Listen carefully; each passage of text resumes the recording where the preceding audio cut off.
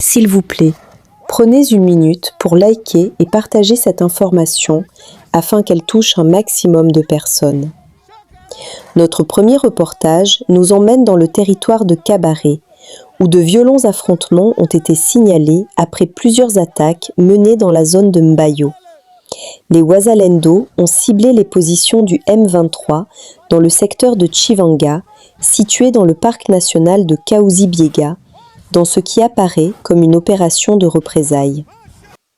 Le jeudi 11 juin 2026, les rebelles du M23 ont poursuivi leurs attaques contre les positions des forces armées de la République démocratique du Congo et des Wazalendo dans la zone de Mbayo, près du parc national de Kahuzi-Biega, dans le but de progresser à l'intérieur du parc. Malgré l'intensité des combats, les forces armées de la République démocratique du Congo et les Wazalendo ont réussi à repousser les assaillants. Après cette résistance, les Wazalendo ont réorganisé leurs forces et préparé une contre-offensive.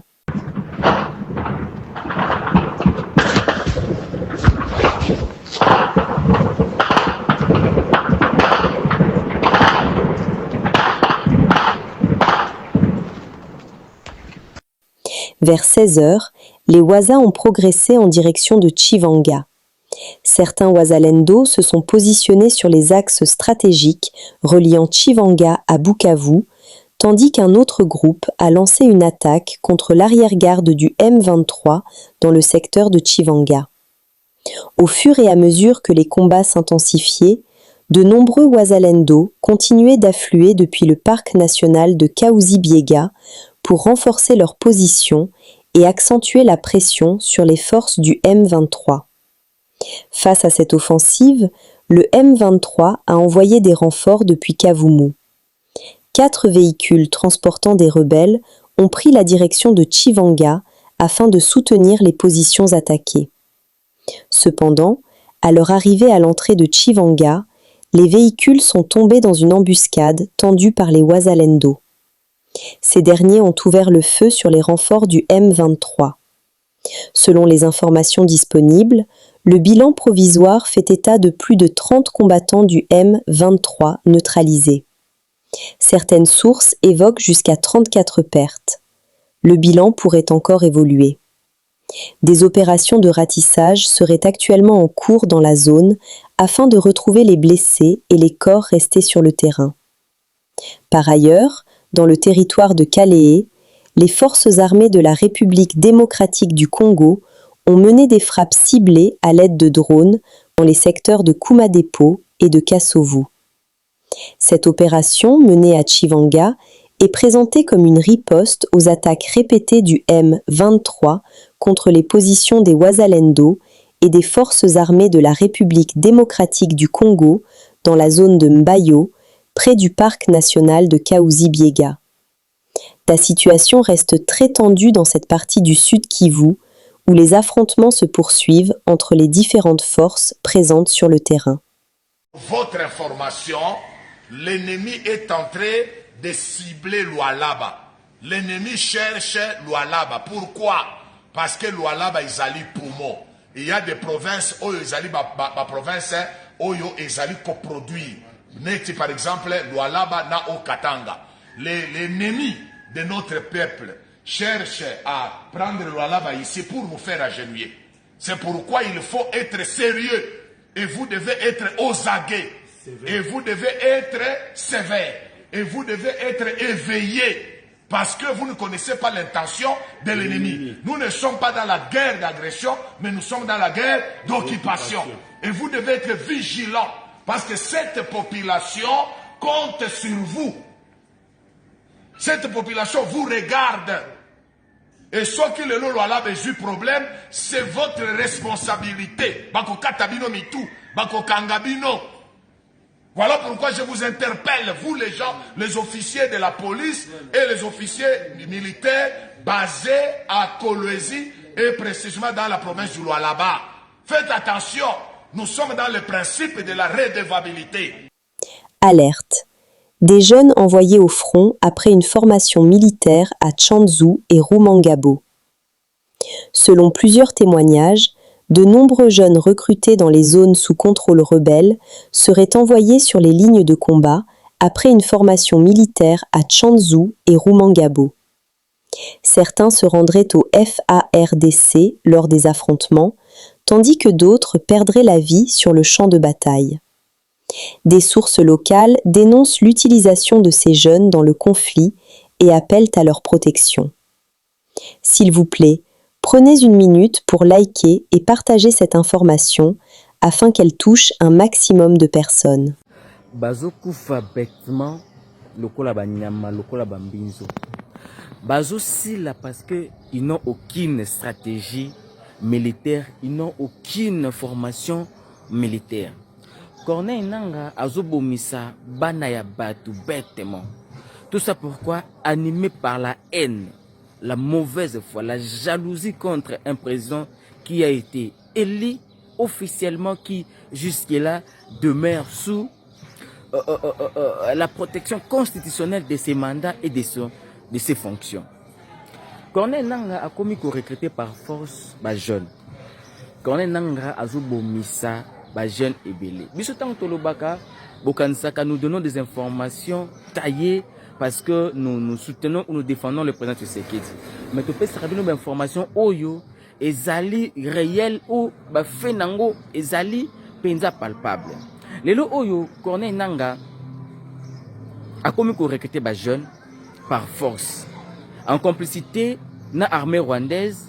Bazali comme mabango bisika oyo soko liku okima formation wana o bazali ko pesa bango par force babomio et batumbi nzoto na yo na misu ya baninga po servir bango de leçon. Biso tant to yaka tolobaka bomona kaniti tozo blasphémer tozo sala n'importe quoi. Mais j'aimerais que bola na vidéo oboyo kandenge nini bande kona biso ya droits humains basali bango pe enquête na bango et aboutir na résultat moko bataki yango déjà sur la place publique kala mingi te bokoka ke Corneille Nanga na batu nyonso accompagnerait bakoza déjà sous mandat d'arrêt international. Bazokufa parce que mon Corneille Nanga c'est un civil, il n'a aucune formation militaire, aucune notion de guerre et azo livré bana batu na kati ya ba aventure oyo bazokokate ko bandenga nini ko gérer yango par la suite. Suivez d'abord cette vidéo. Boyoka bomona ndenge nini ils prennent des gens par force pour les enrôler na kati ya rébellion et bana batu bazokufa. Suivez cette vidéo.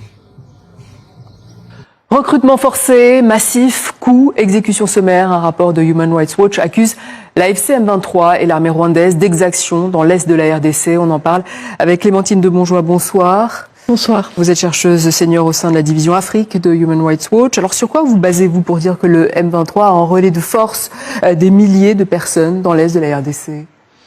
Oui, effectivement, le rapport est le résultat d'un an d'enquête. Nous avons mené des entretiens avec plus de 100 personnes qui ont été recrutées de force par le M23 et les forces rwandaises et emmenées dans des camps de formation militaire. Nous avons pu nous entretenir avec eux une fois qu'ils ont fui ou alors après qu'ils aient été déployés avec le M23 et dans certains cas se sont même rendus aux forces congolaises. Ils ont décrit des exactions terribles, des traitements inhumains et parfois mortels. Voilà, mesdames et messieurs, je pense que Bouti Bolanda Bongo vidéo, juste extrait, hein, parce que makambo o ndenge zo kende, nazo sala appel na bande kona biso ba jeune, o boza na parti estembo kanabiso. Nous, personnellement, je comprends votre peine. Ba msusu bazo kota na rébellion wana pour se défendre. Aboyi peut-être que ceux qui Atikali, citoyen normal, et sa famille va courir un grand danger, et raison pour laquelle Bangope, Bakomi ko adhéré, Bamsus Bakomi kende volontairement ko kota na kati ya makambuana pour sauver leur vie, sauver leur famille. Alors, boy ba été l'armée régulière, la force loyaliste et FARDC, Naba Wazalendo, ils sont au courant de cette barbarie et de cette situation que vous traversez. Même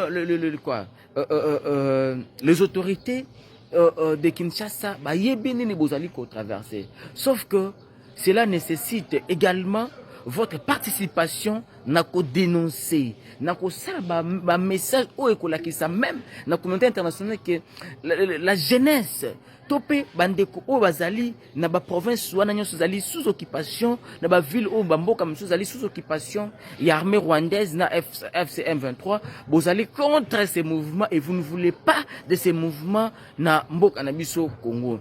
Et c'est ce qui fera que ba comprendre que parce que Corneille n'a pas au nom il y a peuple congolais autorité de quel peuple il parle ce côté entourage naïe ezali plus dominé na nationalité rwandaise, burundaise, ougandaise oyo bazali penakati il y a rébellion ensemble naïe. Alors la moindre des choses à faire c'est quoi? C'est dénoncer. C'est dénoncer. Mais je fais d'abord cette vidéo malgré ma cambonion sur le sala mais échec Ezakaka nangam bango parce que suivez d'abord tout anda et puis tokutana koto c'est ça. RDC. En Ituri, le gouverneur militaire sortant, lieutenant-général Luboya Nkashama, loue les efforts des forces armées de la RDC pour les sacrifices consentis pendant son administration. Ituri est et restera congolais. Celui qui viendra déstabiliser cette province, qu'il n'en sorte pas vivant. Je tiens à les en féliciter.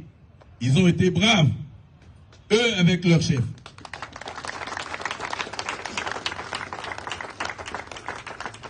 Ils ont été braves. Ils ont été braves sur le littoral, à Nyamamba, à Kobu, à Lipri, à Lopa. Dernièrement, à Pimbo, même s'ils ont perdu leur vie, à Berunda, à Mabanga, à Mungwalu, ils ont été braves. Pour leur sacrifice, je tiens à les remercier solennellement ici. Et je reviens encore avec, ça c'est mon principe à moi, comme commandant, que celui qui viendra ici pour s'attaquer à l'Ituri, qu'il ne sorte pas de cette province vivant. Ça, je vous laisse ça. À vous mes hommes, à vous les grands officiers. L'Ituri, c'est nous, l'Ituri est congolais. Ceux-là qui vont aller manger avec le diable. Et penser que l'Ituri va s'en aller. L'Ituri restera congolais. J'ai confiance à mes hommes. Et si là où je suis, j'ai encore la responsabilité de l'Ituri, je reviendrai. Si on m'en donne la permission, je reviendrai. Si on m'en donne la permission, parce que je suis un officier, je reviendrai. Et c'est un message que je tiens à tenir, que je tiens vraiment à donner à tous ceux-là qui pensent. Parce qu'il y a des gens qui se disent aujourd'hui, maintenant, la population m'appelle, mais mon général, vous partez, mais maintenant, qu'est-ce qui va se passer? D'abord, je pars seul. Mais ma philosophie de comment... RDC. Pour des raisons de sécurité, le gouverneur de la ville de Kinshasa refuse d'accorder l'autorisation à l'opposition, son sit-in, prévu demain devant le palais du peuple. Daniel Bumba leur propose un autre lieu, chose que l'opposition refuse. Car réunion est en cours et une déclaration finale est attendue. Bleu, rouge et jaune, le pont SNCC ainsi que la passerelle à côté brillent désormais aux couleurs du drapeau national. Si en amont, les travaux d'en finir avec les immondices évoluent à pas de géant, en aval, un coup de pinceau est donné. Bonzale Amwepou, bourgmestre intérimaire de la commune de Likasi, est décidé à rendre cet endroit propre que jamais. Roulette à la main, elle montre la voie. Au grand bonheur des riverains, surtout certains membres de l'UDPS, parti présidentiel, qui voient en leur bourgmestre l'incarnation parfaite de la vision du président de la République, chef de l'État, Félix Antoine Tshisekedi Tshilombo. Et na soutenir le chef de l'État mambo ya mingi. Tuku na mupokele sana, tuku na muféliciter sana ndio mambo yena tufanshia. Cheba komata tuku mukongo wake ndio kumsoutenir. Ba décider bote be na mpacha nguvu atumika kazi yake natumika bien. Na chetu tutaweka mkono yule ndio ya kumsoutenir mambo ya mingi. IDPS tuku na muféliciter tuku na naye kumkongo yake.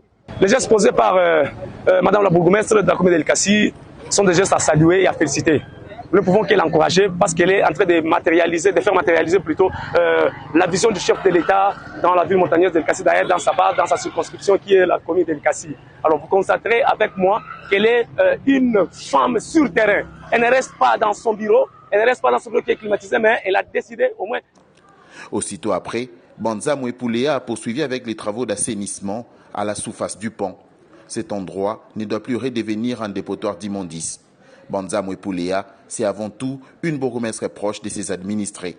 Ces derniers n'ont pas hésité à l'aborder pour soumettre des doléances, mais aussi des propositions.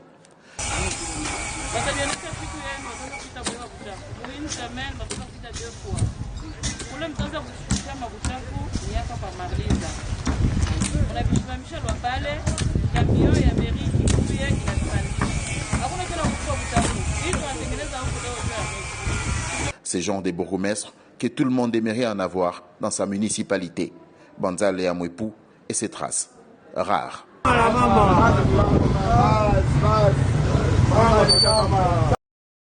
Prenant part à la 40e session ordinaire du Conseil de ministres de la CIPRES tenue à Genève, le vice-premier ministre, ministre de la fonction publique, Jean-Pierre Liaou, a véritablement marqué les esprits en positionnant la RDC comme un modèle de réforme et de modernisation de la sécurité sociale sur le continent. L'implication du vice-premier ministre Jean-Pierre Liaou à ses assises a mis en lumière plusieurs avancées majeures de la réforme des sécurités sociales. En sa qualité d'autorité des tutelles de la CENSAP, le vice-premier ministre a partagé la vision du gouvernement concernant l'assainissement du fichier de l'administration publique et l'amélioration concrète des conditions de retraite des agents publics de l'État. Au cours de leurs travaux, les ministres des tutelles des organismes de la prévoyance sociale ont examiné et adopté tous les dossiers de 14 points inscrits à l'ordre du jour et ont décidé de la tenue de la 41e session ordinaire du Conseil de ministres des tutelles de la CIPRES au mois de décembre 2026 à Kinshasa. En marge de ces assises, le vice-premier ministre s'est entretenu avec plusieurs hauts responsables, experts et ministres des tutelles de la prévoyance sociale sur les prouesses de la réforme de sécurité sociale implémentée par le gouvernement congolais sous le leadership du chef de l'État Félix Antoine Tshisekedi Tshilombo. Je me suis rendu compte que le Congo RDC a fait des réalisations et des progrès énormes. Ce qui m'a marqué, c'est que le RDC s'est préoccupé du quotidien de la population à travers assurance maladie, retraite, il m'a même dit retraite complémentaire et aussi chômage à venir. Donc c'est ça même le sens de la CIPRES, c'est-à-dire la préoccupation des populations de nos États. Donc vraiment je félicite le vice-premier ministre pour cet échange et on s'est dit que on va renforcer la collaboration RCA-RDC. Nous sommes arrivés à la fin de cette édition. Merci à vous de nous avoir suivis jusqu'ici. Si vous avez apprécié ces contenus, n'oubliez pas de vous abonner à notre chaîne, d'activer la cloche de notification pour ne rien manquer de nos prochaines vidéos. Likez et partagez cette vidéo. On se retrouve très prochainement. À bientôt.